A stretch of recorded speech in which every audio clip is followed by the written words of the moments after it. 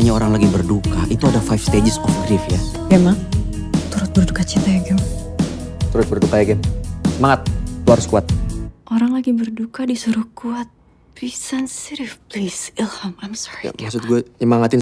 Yang dirasakan Gema tuh menarik ya, karena dia itu punya keresahan dan punya kesulitan dalam fitting in ke komunitas-komunitas, lingkungan-lingkungan pertemanan gitu. Dan aku ngerasa kita tuh nggak ada aturannya gitu untuk bisa masuk ke lingkungan tertentu gitu. Kita kalau misalnya temenan sama anak sekolah mungkin beda, temenan sama rekan kerja berbeda, ketemu keluarga berbeda, ketemu saudara-saudara berbeda gitu. Tapi nggak pernah ada tulisan yang jelas gitu, kita harus begini, cara duduknya begini, ngomongin yang ini. Itu tuh seakan-akan kita dipaksa untuk mengerti gitu. Dan aku tuh jujur punya keresahan, punya kesulitan yang sama. Yaitu kalau misalnya aku habis ketemu teman-teman atau aku habis ngapain tuh aku selalu berpikir kayak tadi bener nggak ya ngomong kayak gini, boleh nggak ya ngomong kayak gini. Hal-hal gini kan kita nggak ada aturan jelasnya, nggak ada yang ngajarin. Bahkan kalau kita bilang ini ajaran orang tua pun juga mungkin 60% 80% doang, selebihnya kita harus nyari sendiri gitu loh. Nah, Gema ini karakterku itu tuh sulit dalam melakukan itu. Dan dalam hal itu tuh aku merasa banget relate gitu. Dan aku rasa semua orang tuh juga pernah suatu saat merasakan itu gitu. Kalau misalnya pada nggak setuju, kayaknya pada nggak setuju ya. Pada nggak pernah ngerasain ya? Setuju nggak? Jangan suzon Omara, ada kok orang yang nggak ekspresif juga ada. Nah, kayaknya mereka jago berteman semua deh kayaknya. Oh iya sih. Ada di sini temennya ada yang lebih dari 10? Extrovert sekali ya. Orang lagi berduka disuruh kuat. Be sensitive please, Ilham. I'm sorry. Ya, maksud gue nyemangatin sebagai sesama yatim. Just because lo juga yatim, that doesn't give you the privilege to... Masa harus ada yang meninggal dulu sih? Iya sih, karena kan kurang lebih premisnya itu ngambilnya dari masa kecil gue juga gitu. Jadi Gema ini kan saking gak punya perhatiannya, jadinya dia kesepian banget, terus dia tumbuh besar tanpa perhatian. Akhirnya one day pas di kantor dia dapat kabar bokapnya meninggal, terus dia tiba-tiba dapat perhatian dari teman-teman kantornya dan dia senang. Tapi saat perhatian itu berkurang, dia jadi berpikir siapa lagi yang harus meninggal supaya gue punya teman. Nah, premisnya kan itu. Oh, aduh, udah gitu dari dengar gitu. Premis macam apa gitu? Premis apaan aja ya? Iya, jadi aku pas masa kecil tuh pernah hampir pindah keluar kota terus gak jadi. Tapi pas mau pindah keluar kota tuh teman-teman sekolahku tuh ngasih surat kayak kita bakal kangen kamu, semangat ya di sana gitu. Tapi anehnya sebelum aku pindah keluar kota, kita tuh nggak deket gitu. Terus akhirnya nenekku meninggal, nggak jadi pindah keluar kota. Akhirnya aku sekolah di sekolah yang sama. Jadi naik kelas surprise aku balik gitu. Terus merekanya kaget, tapi habis itu gak dekat juga gitu. Jadi di situ ada perasaan dimana yang sampai aku besar aku berpikir kadang tuh orang pengen diingat sebagai orang yang baik, tapi saat melakukan kebaikannya gak mau. Dasar munafik. Enggak itu, jangan terlalu agresif mas. Jangan, Bukan munafik. Kadang bukan munafik juga, mungkin dia kayak Dua. bahasa ya ampun, jangan digituin terus mas. Apa kayak mungkin dia kayak pengen gue bakal kangen sama lu semangat ya, tapi pas disuruh temenan ternyata nggak nyambung aja. Iya. Jadinya kayak mau dipaksa juga susah gitu, tapi jadinya kan kayak kok aneh ya, ngapain lu harus kayak gitu juga, gue kalau lu gak deket-deket amat gitu. Oke, kalau pertanyaan buat Ernest agak sedikit dimodifikasi. Akhirnya Imaginary itu, oke deh toh, premis ini kita terima. Seyakin apa sih si ceritanya sampai akan resonansi ke orang-orang gitu, resonate ke orang-orang? Seyakin apa ya? Bagus pertanyaannya. Sebenarnya nggak yakin sih Guf, karena Thank you kok. Ada ini aja ya. teman dengar premisnya deh, ini orang ya hidupnya boring, di kantor nggak ditemenin, tiba-tiba papahnya meninggal, teman-temannya baik, terus setelah kebaikan itu sirna, dia siapa lagi ya yang harus meninggal? Nah, kayak Death Note ide bukan juga ya? Iya kan aneh gitu, tapi ketika kan kita Imaginary selalu berusaha untuk ngasih sesuatu yang beda. Terakhir kali gua collab sama Nirina buat Jatuh Cinta seperti filmnya juga filmnya hitam putih. Ada yang nonton Jatuh Cinta Nonton seperti banget kan sih? film? Nonton. Terima kasih. Jadi kita selalu pengen ngasih sesuatu yang beda karena ya udah yang mainstream kan udah banyak. Kita coba cari yang beda. Kebetulan ide dari Kristo ini sangat berbeda sekali. Dan di Indonesia kayaknya kalau ngomongin dark comedy jarang ya, film ya. Kalau stand up banyak, tapi kalau konten banyak, film stand up banyak. Tapi kalau film dark comedy lokal kayaknya hampir nggak pernah ada gitu. Jadi kayaknya menarik, yuk kita coba kerjain gitu. Dan premis tadi rupanya seiring waktu berkembang menjadi skenario pun itu skenario yang sangat menarik untuk dibaca gitu. Tinggal ya kita ngobrol siapa nih yang akan jadi Gemanya gitu, si karakter utama di film ini gitu. Kalau gitu malah ketawa, jangan. Terus tangan-tangan gitu. Kenapa nggak ironis sekali. Siapa dulu nih? Boleh Krista dong. Oke. Kalau aku masa kecilnya, aku puji Tuhan bersyukur punya orang tua yang sangat suportif, punya keluarga yang sangat suportif lah. Tapi di sekolah masa kecilku tuh kurang menyenangkan sih. Jadi kayak aku sebisa mungkin tuh selalu mencoba untuk tidak mengingat masa-masa di waktu SD gitu, karena sekolahku tuh kayak menemukan loophole dalam bullying. Kayak selama nggak dipukul nggak apa-apa. Kayak ya udah selama bullyingnya verbal, Nggak kan apa-apa. nggak dipukul gitu. Iya, padahal dipukulnya hati ya. Gitu. Nah, kasih info. Nah, Karena terima ulu kasih. hatunya kan. Ulu hati, Oh, ulu iya. hati. Mau surfing lu, ulu hati. Ya, Oke, begitu ya. Masa Jadi kecilnya begitu. tidak terlalu menyenangkan, tapi di luar itu di sekolah ya sebenarnya. Iya di sekolah, tapi untungnya setiap kali pulang ke rumah dapat support dari orang tua, dari keluarga, jadi kayak tetap happy, ada happy, jadi bittersweet gitu kali ya. Bittersweet, by Najil. Nah. Oke. Konten kreator ya, kok tahu sih produknya? Tahu dong. Kalau Ernest 2020 kan dikasih 2020. Kalau Ernest gimana Ernest? Sama sih sebagai keturunan Cina yang besar di era Orde Baru ketika itu ya, sangat diskriminasinya jauh lebih parah daripada sekarang lah gitu. Jadi SD, SMP itu adalah hari-hari dimana sama kayak Kristo digebuk mah jarang ya, ada sih tapi jarang lah. Tapi verbal juga kalau 9 tahun capek juga ya lama-lama gitu. Jadi kayak jangan ketawa lo ntar tinggal kabur gitu. Joyce. Jangan terlalu jauh ya. Ini ketawa kayak ngilu gitu. Mau ketawa. Anda ini pelaku ya, Iya. pelaku ya. Mau ketawa takut nggak dikira punya empati gitu kan, kayak tapi lucu juga sama. Bilang Eres nggak bisa melotot, Eres nggak pernah, gue bisa loh melotot nih bulan kemarin. Oke. Maksudnya apa? Maksudnya apa? Tawa. Kok ketawa? Coba zoom. Jangan. Itu tambah menjelaskan Maksimal mas. segitu. Oke. Enaknya Ernestnya nyontek nggak ketahuan, gitu-gitu lah Oh pokoknya. iya. Karena gimana nih Karena? Omara dulu deh. Oh lagi mikirin. Aku pikir presenter itu ini loh cepet loh, enggak ya? Oh marah dulu ya marah. Aku sama sih sama Kristo sama Ko Ernest. Enggak sama Ko Ernest, sama Kristo. Cuman apa ya? Kenapa nggak sama-sama ke Ernest itu? Bukan keturunan Cina. Oh iya bagus. Ya bener dong, bener dong. Gak usah ditebelin Iya, juga iya, tahu iya. orang. Aku setuju. Terus. Ya lebih mungkin aku jarang main malahan pas kecil itu yang aku sayangin ya. Kebanyakan les, kebanyakan gitu-gitu. Jadi seandainya aku bisa ngelakuin sesuatu tuh aku pengen main. Oh, relate ya. Iya, relate ya. Oh, relate. Ini ya cowok-cowok SSC ya dulu ya. Apa tuh? Cowok-cowok primagama gitu Oke, ya. suku Mangol. Iya. Nggak tahu SSC lu. Iya. Gua Private tahu dia Ganesha, gua tahu Ganesha Ganesha dulu. ya kayak gitu. Kalau era kita mah namanya Teknos nih. Nah, nggak tahu loh Teknos. Teknos ada yang tahu Teknos? Kayak Kumon gitu.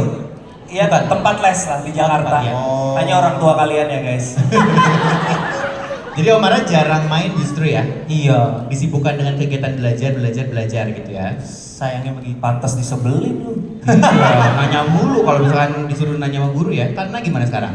Mungkin kalau aku sih nggak punya trauma, tapi lebih kayak orang-orang yang di sekitarku punya trauma. Karena aku tuh dari kecil emang suka ngobrol, terus gitu kayak orang kebanyakan gula gitu. Jadi kayak semua orang gitu, CC Pop S ya. gitu. Jadi ya nggak ada ya kayak gitu sih, lebih kayak ya kalaupun dibulinya lebih kayak Dirina mana ya gitu, nggak kelihatan gitu. Oh. Di film Indonesia, saya Yudis dari Menjadi Manusia. Apa yang kemudian yang ingin tersampaikan oleh Menjadi Manusia, Mas? Dan produknya apa saja? Silahkan. Yang ingin disampaikan oleh Menjadi Manusia adalah kami ingin menjadi teman yang baik untuk orang-orang di luar sana supaya bisa bertumbuh selangkah lebih baik dari hari kemarin dalam merayakan perasaan, menghadapi kegagalan, menyikapi kesuksesan, bahkan bermanfaat untuk sekitar. Terus apa saja produk kami ada konten di YouTube, konten di Instagram, ada buku juga, ada film juga, dan hari ini ada event tahunan kami, Hari Menjadi Manusia. Tahun ini temanya adalah perjalanan tanpa henti. Kami ingin mewadahi semua orang untuk merayakan fase dan proses hidup mereka dengan sebaik-baiknya. Are you happy, Mas Yudis? I'm Ataukah justru sekarang dalam kondisi gabut? Oh, Sehingga sepertinya menyaksikan untuk menjadi manusia. I'm happy dan saya tidak sedang gabut karena setiap harinya saya bekerja untuk menjadi manusia sebaik-baiknya. Apa sih sebenarnya keistimewaan Mas menjadi manusia dibandingkan dengan ciptaan Tuhan lainnya? Sebetulnya saya tidak merasa manusia itu adalah makhluk yang paling istimewa di muka bumi, karena setiap makhluk, entah itu hewan, tumbuhan, manusia, ataupun yang lainnya, punya perannya masing-masing dalam bumi ini, dalam dunia ini, dalam bermanfaat untuk sekitar. Sehingga daripada membanding-bandingkan siapa yang paling istimewa, menurut saya lebih baik kita memaksimalkan potensi kita yang bisa kita lakukan untuk kebaikan sekitar. Jadi walaupun ada adikum atau ada istilah manusia adalah makhluk ciptaan Tuhan yang sempurna, itu masih dipertanyakan, Mas? Menurut saya tidak ada yang sempurna, termasuk manusia itu sendiri. Manusia punya kekurangan, manusia punya kelebihan, manusia seimbang, buruk dan jeleknya, buruk dan baiknya. Sehingga daripada mengejar kesempurnaan, lebih baik kita berfokus sama apa sih yang bisa kita lakukan untuk diri sendiri, untuk orang tercinta, bahkan untuk orang umum di luar sana. Percaya dengan keberadaan Tuhan? Percaya. Tuhan itu seperti apa sih, Mas? Wah, saya tidak tahu ya Tuhan itu seperti apa. Tapi yang paling jelas saya percaya bahwa di atas manusia, di atas makhluk yang ada di bumi atau di dunia ini, there are greater power beyond us. Yang akan dituju, Mas, dengan menjadi manusia seperti apa sih? Yang akan dituju, tentunya kami pengen banget bisa terus menemani perjalanan orang-orang di luar sana untuk bisa jadi lebih baik. Jadi lebih dari sekedar validasi, lebih dari sekadar memupuk perasaan atau menerima perasaan, kami juga pengen bersama-sama teman-teman di luar sana untuk melangkah dari yang namanya kegagalan, keluar dari keterpurukan, jadi versi terbaik diri sendiri untuk diri mereka masing-masing. Pengen mengenal Mas Yudis, latar belakang pendidikan dan kemudian asal Mas dari mana? Oke. Silahkan. Saya dari Jakarta, lahir dan besar dari Jakarta. Latar belakang pendidikan terakhir saya sarjana sastra Indonesia. Jadi saya memang suka nulis, saya memang suka membaca. Saya beberapa kali menerbitkan buku puisi secara independen, penerbit independen, dan saya jual ke teman-teman aja. Jadi Mas termasuk yang asik, sangat dekat dengan sastra ya, Mas? Insya Allah. Artinya manusia itu harus dekat dengan komunikasi dan informasi yang tepat ya, Mas? Ya. Tidak boleh hoax dan tidak boleh bohong. Betul. Terakhir, Mas, keterlibatan film Tinggal Meninggal dari Imaginary, silahkan. Oke. Jadi Tinggal Meninggal hari ini akan ada di Hari Menjadi Manusia bersama Christo Immanuel, lalu ada Omara, ada Nirina Zubir, dan ada Ernest Prakasa.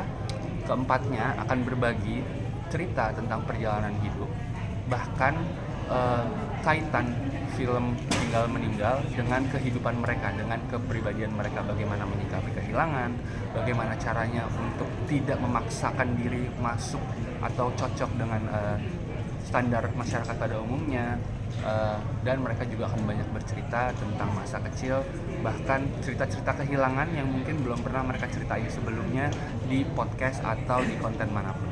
Terakhir, Mas Yudis, boleh berbagi quote of the day, silahkan. Oke, quote of the day. Jadi hari ini saya naik ojek online, saya sambil bawa kopi, terus abangnya bilang, "Wih, sambil ngopi mau buru-buru, tenang aja, kalem aja, gak usah buru-buru, jalanin sepantasnya, jalanin sesederhana mungkin, gak usah buru-buru, gak ada yang lari kok." Terima kasih, Mas. Terima kasih. Manusia, datangnya berapa orang, Kak? Oke, boleh kenalan, namanya siapa? Saya Lila. Ya. Ini untuk pertama kali, Kak ya? Iya, betul. Menjadi manusia, boleh ada statement nggak, Kak? Kenapa kemudian menjadi manusia? Ya biar berasa lebih hidup aja. Oh, merasa lebih hidup, Kak ya? Oke, seperti ini Kakak bisa artikan sebagai apa? Ada pohon, ada warna-warni yang berbeda. Ada warna merah, putih, hijau. Ternyata manusia itu apa, Pak? Sama, beragam atau gimana? Oke, berarti dengan keberagaman itu kita harus saling Menghargai. seneng banget. Apa sih, Kak, arti menghargai itu? Ya menghargai itu lebih ke ini ya, apa? Meskipun ada perbedaan ya nggak apa-apa. Itu Boleh. memang beda, lebih menghargai perbedaan setiap Jadi perbedaan itu manusia. harusnya menyatukan Kak ya. Menyatukan. Beda agama, beda suku, beda pandangan, tetap harus bisa bersama-sama Kak ya. Beda pilihan politik. Oi, politik. Acara ini seru Kak ya. Kita baru mau menjelajah. Masuk nanti. Oke.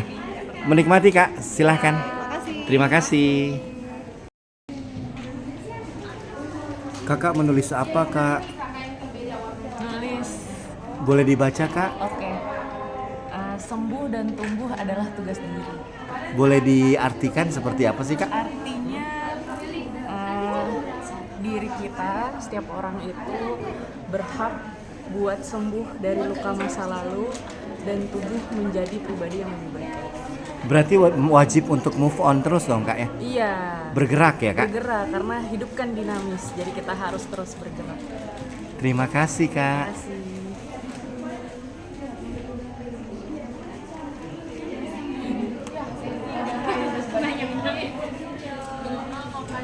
Maaf Kak, tadi Kakak menulis apa? Boleh Kak dibacakan lagi? Apa ya Kak? Tulisan Kakak mana ya? Yang mana Kak? Nah, itu artinya apa Kak? Oh, kamu cantik. Cantik. Iya, ini YouTube channel Kak. Iya. Ini Kak. Gimana dong? Tapi Kakak cantik loh. Iya kan, menjadi manusia kan memang harus cantik ya. Kalau Kakak kalimatnya apa Kak? Aku kalimatnya bismillah.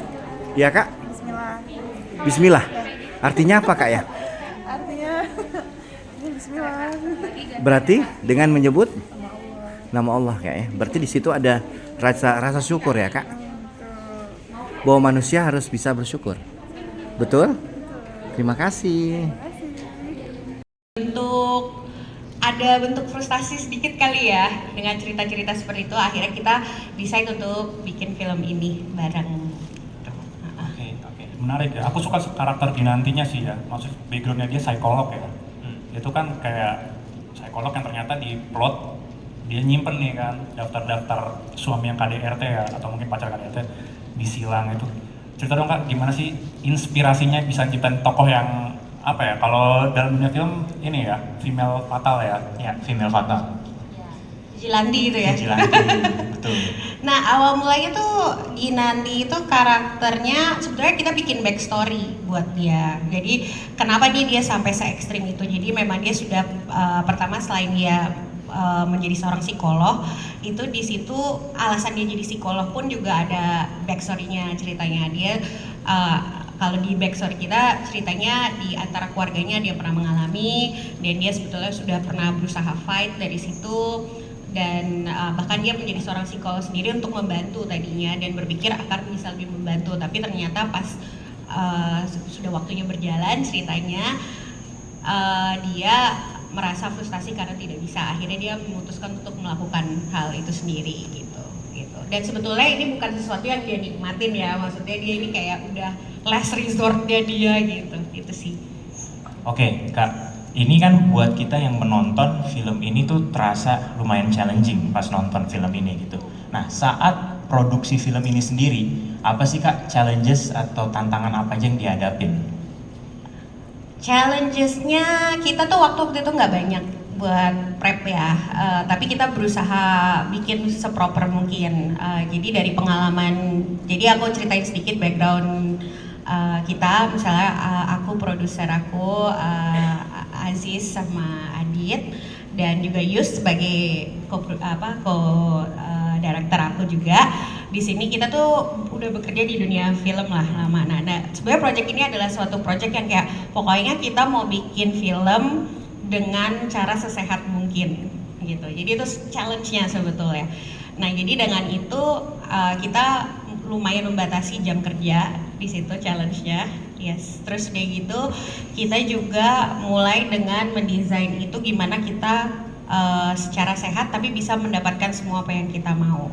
Jadi challenge sebesarnya itu, dan mungkin juga yang pas traveling itu kita juga ada consideration aktor kita sambil acting sambil nyetir, akhirnya kita juga pakai sempat ada yang pakai lowrider, tapi ada juga yang hari kedua yang ketika Mas Rosa waktu dia yang jadi Pak Santoso sudah nyaman untuk bisa, aku rasa bisa sih aku nyetir sendiri nih biar pace juga terasa lebih cepat ya, jadinya semakin lama semakin cepat makin mencekam gitu. Nah dia akhirnya nyetir sendiri tuh gitu. Jadi challenge-nya adalah itu. Terus kita waktu reading nggak banyak karena Mas Rosa waktu itu juga di Jogja, Mbak Putri waktu itu lagi ada pekerjaan di tempat lain, jadi kita kebanyakan reading tuh online. Karena jadi memilih saya untuk bertanya, izin bertanya, saya Lili dari Gen Smart Indonesia. Untuk film yang sebelumnya itu kebetulan saya pernah mengalami. Nah, untuk teman-teman semua mungkin berbagi pengalaman ya. Jadi kebetulan saya waktu itu motor online. Jadi buat teman-teman ya untuk jaga-jaga bersama aja. Pelaku orang itu alhamdulillahnya diproses 1 hari setelah melapor, dan kalau bisa kalian ngerekam apapun kejadian yang kalian alami, apalagi yang hampir kesana tuh merekam biar kedepannya tidak ada korban lagi ya. Jadi buat teman-teman kalau amit-amit ya, semoga kalian gak ngalami hal itu. Cuman untuk menjaga diri sendiri ada baiknya untuk apapun kejadian yang alami rekam. Jadi kita itu kan ada namanya tonic immobility. Teman-teman bisa searching itu, kalau kita ngalamin hal itu kita jadi kaku, beku, kita nggak bisa melawan apapun, mau baik cewek ataupun cowok itu bisa mengalami tonic immobility. Jadi ketika kalian mengalami kekerasan atau pelecehan seksual, bisa jadi kalian nggak bisa melawan, padahal kalian sebelumnya ada latihan bela diri apapun pun bisa jadi terkena tonic immobility. Untuk pertanyaan yang film sebelumnya, Kak, kan kebetulan yang sering menjadi pelaku adalah, mohon maaf ya, kalangan yang kurang berpendidikan. Apakah bisa atau ada kegiatan atau event yang dilakukan atau diadakan oleh Jakarta Cinema Club supaya meminimalisir pelaku? Jadi yang kurang berpendidikan itu bisa melihat film itu, jadi aku nggak mau jadi pelaku meskipun ya nanti yang jadi korban gak mungkin tusuk-tusuk kayak gitu sih, kita juga nggak bisa. Terus untuk yang film yang kedua mau nanya, ya Allah itu serem banget. Nanti disampaikan kepada sutradara. Iya, keren sih, keren banget. Mungkin beberapa kali merunduk. Ya ampun, itu sebagai perempuan kadang kan kita nggak semua orang ya, kita semua punya kebahagiaan dan tujuannya masing-masing. Mungkin ada beberapa yang melihat laki-laki seperti itu suka gitu. Apakah dari Jakarta Cinema Club juga untuk membuat film itu kadang kan pengen ikut masuk ke produksinya, cara supaya kita kuat dan profesional melihat yang meskipun sebenarnya kita nggak terlalu suka, itu kayak gimana caranya biar tetap profesional ada di dalam produksi film itu, dan gimana cara ngolah atur waktu istirahatnya kakak, karena pasti kan hektik banget ya, harus ada deadline, harus ngatur sama aktor, harus sama teman-teman yang lain, itu kayak gimana?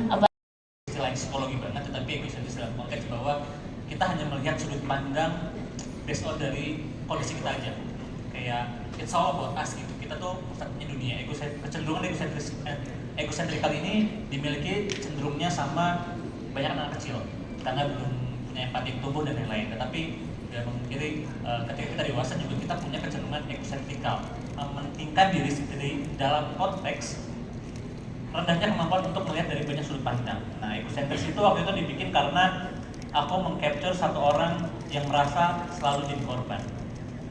But at the same time, it's not his fault. It's how people around them membuat dia jadi seperti itu gitu. Makanya sometimes beberapa orang untuk bisa belajar keluar dari egosentrikal, untuk bisa menjadi manusia yang utuh, dia tidak ditarik sama orang lain. Dia yang harus menarik dirinya sendiri dari tempat gelap itu gitu. Jadi makanya egosentris aku tulis sebagai perlawanan, karena waktu itu aku muak menjadi sosok yang punya mental korban. Jadi egosentris tulis untuk mengeluarkan diriku sendiri dari sana. Terima kasih. Bisa menjawab, ada satu novel yang menurut aku karyanya sangat original dalam konteks sangat original dan belum pernah saya temukan dimanapun, yaitu adalah novel yang Paradigma. Tapi insya Allah rencananya novel Paradigma ini akan saya tulis ulang dengan lebih fresh, yang mudah-mudahan bisa terbit di akhir tahun ini atau awal tahun depan. Opsi kedua adalah novel yang sedang saya tulis juga. Dua opsi itu ya menurut aku, kalau misalnya ada orang nanya, Kit, mana buku yang pengen difilmin? Dua itu. Itu aja mungkin. Terima kasih.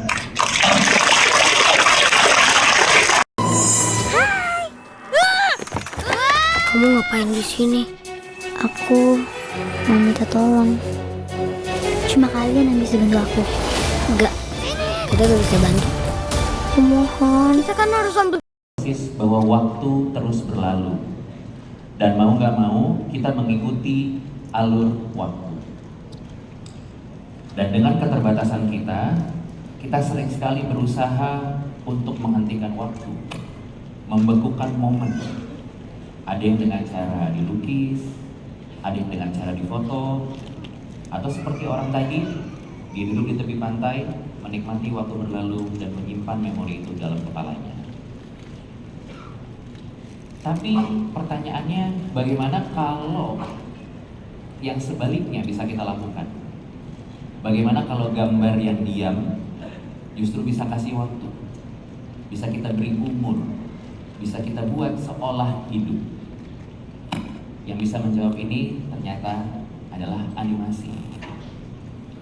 Leonardo da Vinci, Vincent van Gogh, mereka pernah berusaha membekukan waktu lewat lukisan-lukisannya. Tapi saya tertarik sama animasi bukan karena teknologinya, bukan karena saya bisa bikin rambut yang terlihat realistis, tapi karena saya dikasih kesempatan untuk bisa membuat sesuatu yang diam seolah bergerak hidup, membuat sesuatu yang statis jadi punya motion. Kenapa? Itulah kenapa medium film disebut motion picture. Atau dari bahasa yang informal kita menyebutnya movie, karena gambarnya bergerak, because it moves, we call it a movie. Dan dengan kesadaran ini, di akhir 2019 saya bersama V-Cinema Studios dan 420 orang kreatif di Indonesia memberikan hidup kepada sebuah ide yang kami sangat percaya layak diperjuangkan untuk keluarga dan anak Indonesia, film animasi Jumbo.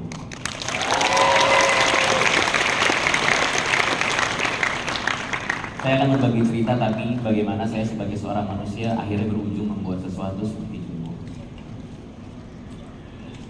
Saya seorang anak tunggal, saya pernah merasakan tumbuh memiliki saudara kandung, sehingga ada banyak sekali yang saya lewati dalam keseharian, ada banyak sekali cerita yang menjadi stimuli bagi saya, tapi saya simpan sendiri.